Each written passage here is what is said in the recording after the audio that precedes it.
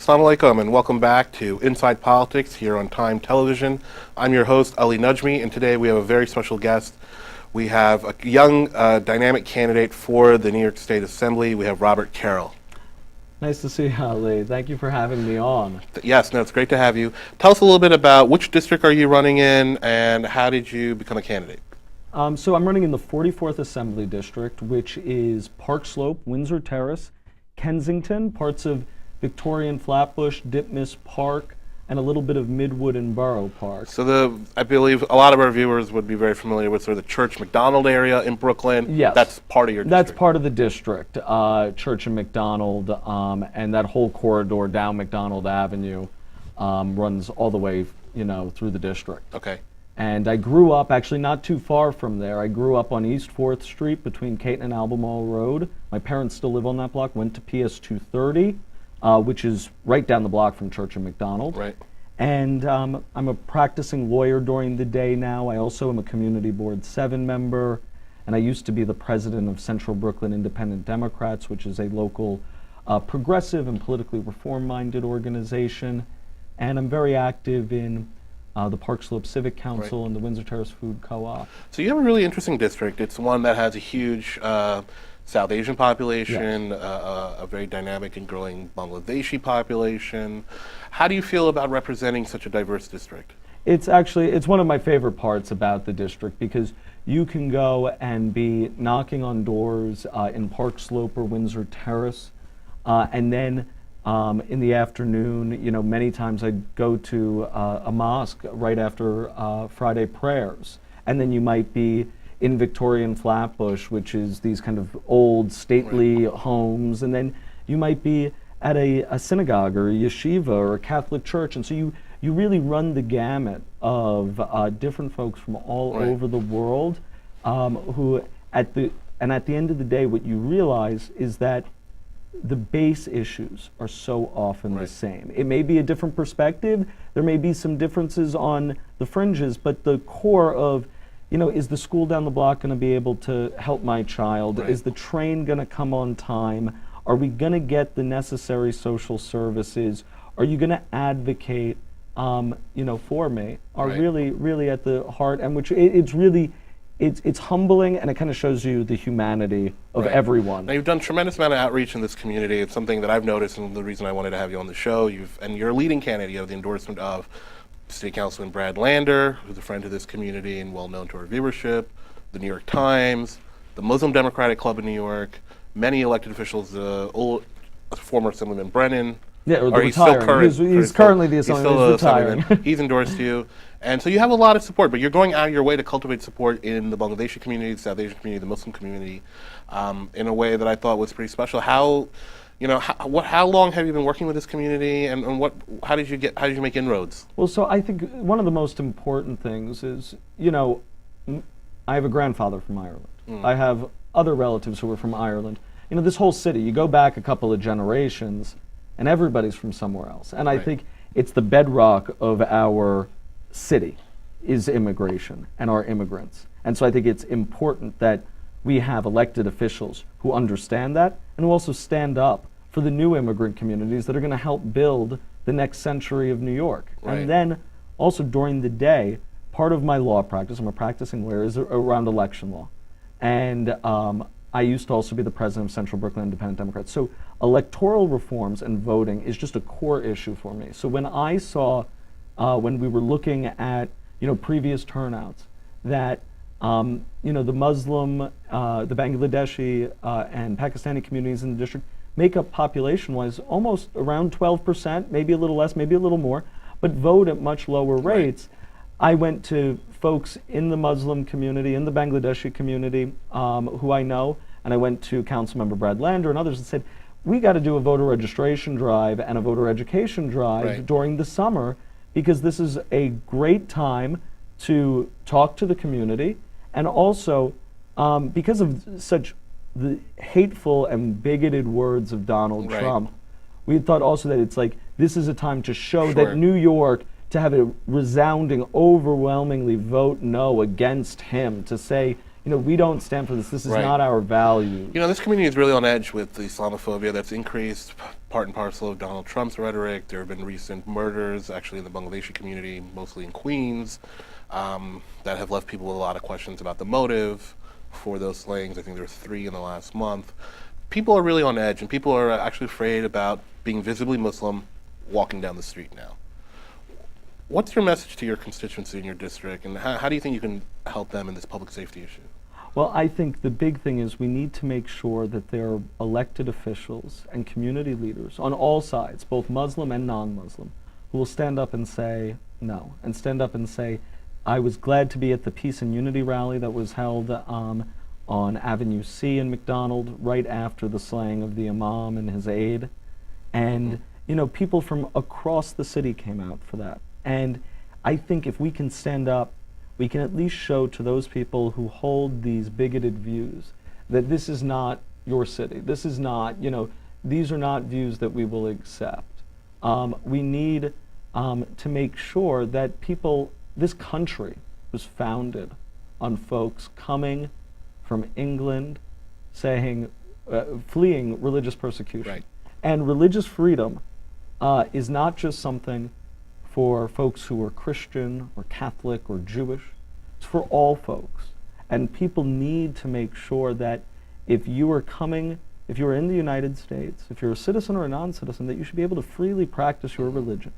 And you should be able to walk down the street in your neighborhood and know that it is okay to be identifiably Muslim or identifiably Catholic or identifiably Jewish, and that somebody will not try to hurt you because of that. I mean, it's wholly un-American. Right. I'm sure there are probably a lot of concerns for the community on McDonald Avenue in light of all these recent killings. I mean, what do you think the public safety response should be? Well, I think, you know, I think there needs to be, I think our police departments need to be aware of this. I always notice that, you know, to different leaders in mosques have told me about the security concerns they have for their mosques specifically, and the cameras they've set up and different ways that they've tried to, and so to live under that constant blanket of fear, is very difficult. We need to make sure that we have a police department and a DA's office that are aware of these concerns and are sympathetic to these concerns and find ways to make sure that we can ameliorate these problems, because it's essential. You can't have somebody be able to live in a vibrant city like New York and be able to take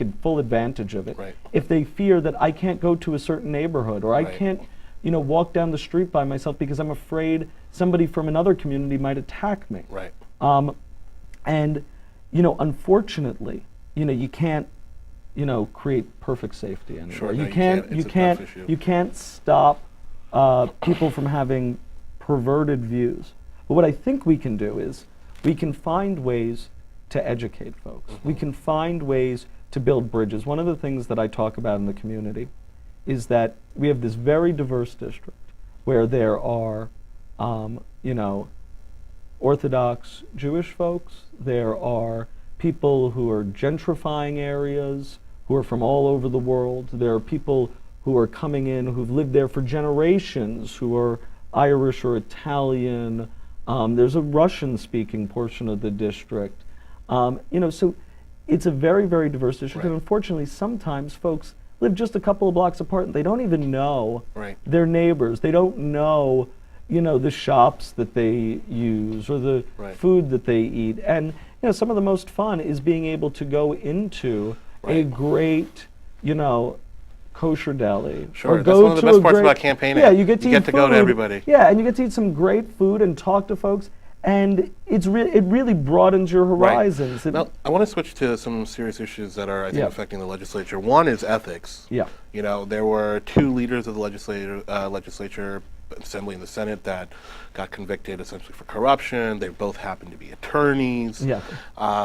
As an aspiring candidate and also an attorney, how do you think, you know, one, what do you think the ethics reforms need to be, and how do you think you'll wind up handling your own practice as a legislator? Well, so first, I'm not going to practice law. I'm going to be a full-time state legislator, and that's what I think everyone should do. I think there really shouldn't be outside income, active outside income, like that you have another profession. And then on our website, we've laid out 6 ways to reform Albany, and when I was endorsed by the Times just a few days ago, that's why they endorsed me. They laid out some of the reforms I talked about. So that's closing corporate contribution loopholes that really pervert our democracy because they so often allow for special interests to interject very specific favorable laws for themselves because of how much money they're able to spend. Then we need to have things like open calendar laws so people can see what's going on in the state assembly. Too often things Who are people done. are meeting with. Yeah, who people are meeting. This is done all at the dead of night and nobody knows what's happening. Sure. So let's open it up. Sunlight is the greatest disinfectant. Let's make sure that we have real independent redistricting reform. So we take that tool out of the state assembly's toolbox.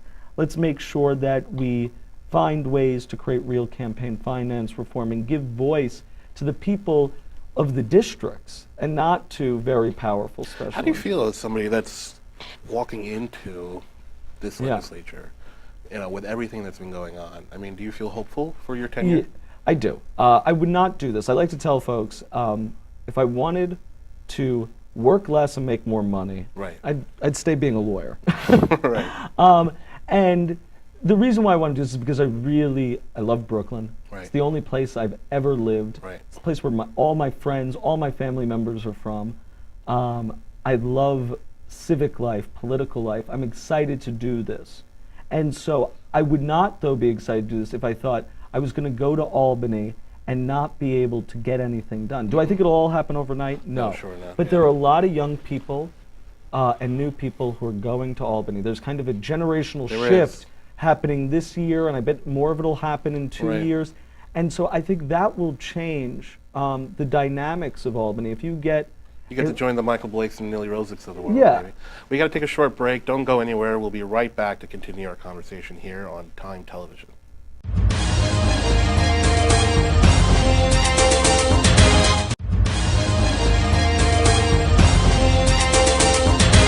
Welcome back to Inside Politics here on Time Television. My name is Ali Najmi.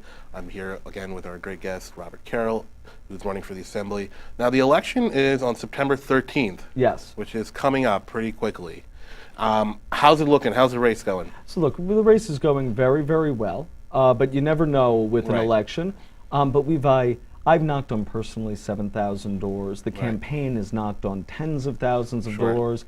Made thousands of phone calls. I'm sure some of your viewers have gotten mail from me or their door knocked on, but it's very important to go out and vote because even though this is the Democratic primary on September 13th, whomever wins this election will be our next. Is there a Assembly Republican member. candidate at all? There is, but yeah, it's Democratic. He'll get 10 or 15% of the vote probably. This is so whoever wins this primary will be our next Assembly member. We feel very confident. We've gotten great support throughout all the neighborhoods of the district, from community leaders to elected officials to organizations to newspapers. We've raised a considerable amount of money. We've done all the things you're supposed to do and check off to do it, but we need everyone's vote. They need to show up on Tuesday, and so I really hope that everyone across the district comes out in record numbers. And I think it's important that also, the Bangladeshi community, it's such a vibrant, growing community that I think has too often been overlooked, that I would love to see it come out and match, everybody else. Yeah, everyone else. The district. Now, let me ask you about some other critical issues for this community. We've been doing, a large movement, particularly in Queens, but it's relevant to your district too. Immigrant seniors.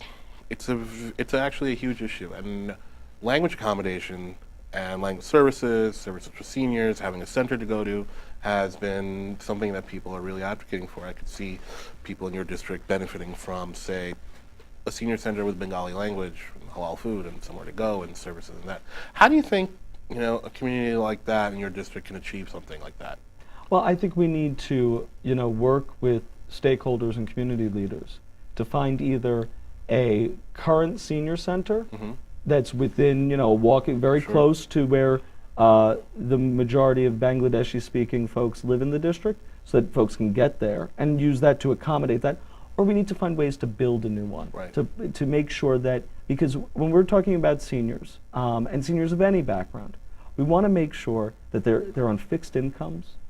We need to make sure that places like senior centers are great places to make sure our seniors are getting well fed, that they're getting out and being able to interact with people, because New York can be a very lonely place sometimes. And if you're trapped in your apartment and maybe you don't have a large extended family, or your family is working, Right. and you want that outreach to be able to talk to somebody else, to be able to interact, to be able to keep your mind nimble, and that we need to be culturally sensitive. If we want to be liberals and we want to live in a world where we accept everyone, we have to make sure that there are appropriate accommodations. If somebody, they wants to eat a particular food because of their religious beliefs, or if somebody needs language services because they don't speak English or they don't feel comfortable with English, that's something that my office, if I am elected, will be very culturally sensitive to make sure that all the diverse folks of the district, if there are forms that they need in a specific language, that we try to provide that. If there are languages, we'll try to have staff members who either know languages or volunteers who will help with language translation. And the same goes with food and dietary concerns. That it's not appropriate that if you're trying to reach out to seniors and they are halal, to not then have a way to provide halal food. Right. Absolutely. So another big concern for this community, obviously, and all communities really, is education. Yeah. Now, you went to the schools in your area? Yeah, so I went to PS 230, and then I went to Xaverian High School and SUNY Binghamton, a New York law school. And my mom's a New York City public school teacher. Okay. I'm endorsed by the UFT. The New York City public school system has been this great producer of middle-class Americans and middle-class immigrant New Yorkers for generations, and has helped give people a leg up and a fighting chance. And it's something we need to support, Sure. and something we need to invest in. Right now, our state they give less dollars per capita to New York City public schools than to our suburban counterparts. We need to have funding parity. One interesting that's really, there's a thriving economy around tutoring centers in this community. There are several actually in your district. You've probably seen them. They're essentially trying to fill a gap. Yeah. Among the other things, and it kind of maybe is indicative of what is not being offered in these schools. So there's a real investment in that in this community. Do you see new schools being built in your district? There are. I mean, there's a K through 5 school, grammar school being built on Coney Island Avenue right now, which is kind of the heart of the Pakistani community. And so I'm sure that there's that school. There are other directly in the district. I don't know if there is another grammar school being built. PS 230, which I went to, an annex was built about 15 years ago. I went to the old school, but now the annex is pre-K through 2nd grade, and the old school is 3rd through 5th. I think it's very important that we invest in our schools, that our schools have the appropriate resources so that they can prepare kids for the 21st century. So teachers have smart boards, there are laptops, there's science, there's history, there's reading, there's writing, there's math. They're being, they're being exposed to the vast array of subjects. And one of the things that's very important in the more working class sections of the district and immigrant sections of the district is that we really give extra care to those schools, because in some of the wealthier parts, and there's some very wealthy parts of the district, there's some great schools like PS 10 around the corner from me, and PS 107 and 321 and 154. But so often those PTAs, if there's something that's not going on, they can raise money and they can augment that, or they can, provide those, music programs or art programs. There are other ways, and those schools have needs too. I'm not saying I'm going to turn a blind eye, but I think definitely in other parts of the district we need to make sure, because these are communities where parents are sometimes working 2 jobs, maybe 3 jobs, really striving to give their children the American dream so that they can be very successful, productive adults.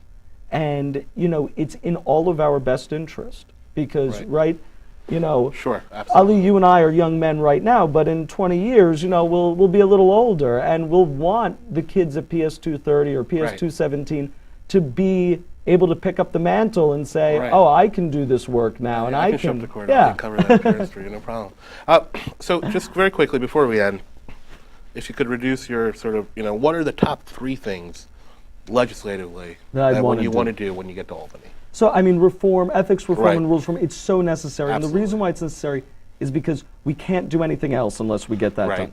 But then, transportation, fully funding our capital budget of the MTA so we can all get to work on time on the Right. F line or the B and the Q, making sure that our New York City public schools get full and fair funding, and then making sure that we are able to build and preserve some affordable housing. We can preserve affordable housing by strengthening our rent laws, Absolutely. so we keep more rent regulated and rent controlled apartments in the district.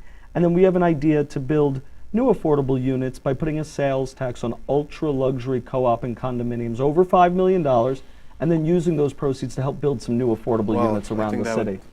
You're going to have a tough fight with the people across the river on that one. But, Yes, they might not like it, but we need to find ways to make sure we create some think that's true. affordable housing here in New York City.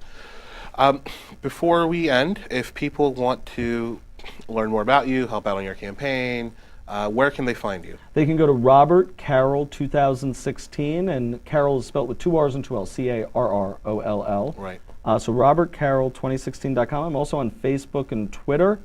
You just type in Robert Carroll, you'll find me. Right. And any help that folks can give to go out and vote at the polls, or if they want to get involved in the campaign, everyone is welcome. We Right. always can use extra hands this coming week. Sure. I want to thank you so much for coming. I want to encourage everybody to go and vote on September 13th. We will be having an election. It'll be very important to get your vote out. If you live in the Church McDonald area that Robert is going to be running in, I encourage you to vote, research him. He has been endorsed by the New York Times, the Muslim Democratic Club, and many elected officials. Thank you so much. Good luck. Thank you, Ali. I want to thank everybody for joining us tonight here on Inside Politics on Time Television. I'm your host, Ali Najmi, and I want to thank you for joining us. See you next week.